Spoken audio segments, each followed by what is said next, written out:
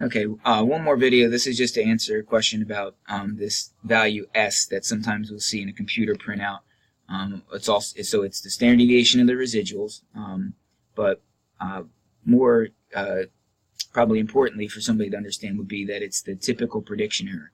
So it's actually right here in your Excel printout when you follow the steps that I gave you to do regression on Excel. This is that standard error of your residuals. This is your residual statistic, and if you wanted to see it on your calculator, somebody asked me about that. So, like on average, these yellow predicted values that live on the least squares line are going to differ from the actual values by about 0.706 inches. I think these are measured in.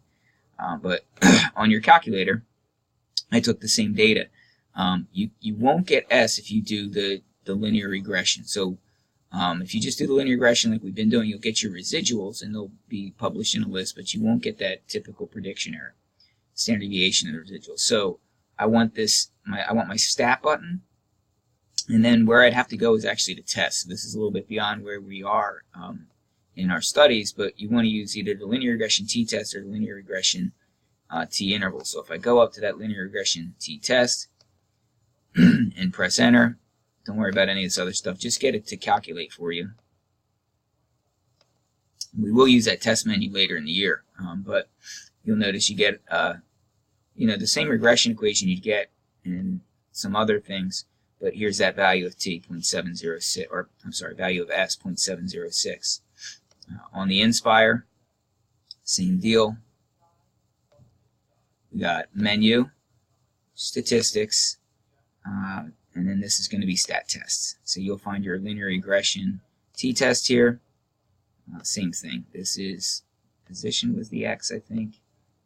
Height was the y. And just click OK.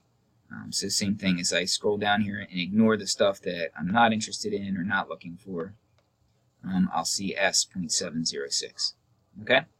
So typical prediction error, aka standard deviation of residuals. If you want to use your calculator to get it, it's going to be in Excel when you do the regression, but if you want to use your calculator, you got to go linear regression t-test. Okay? It's under stat, it's under the test menu.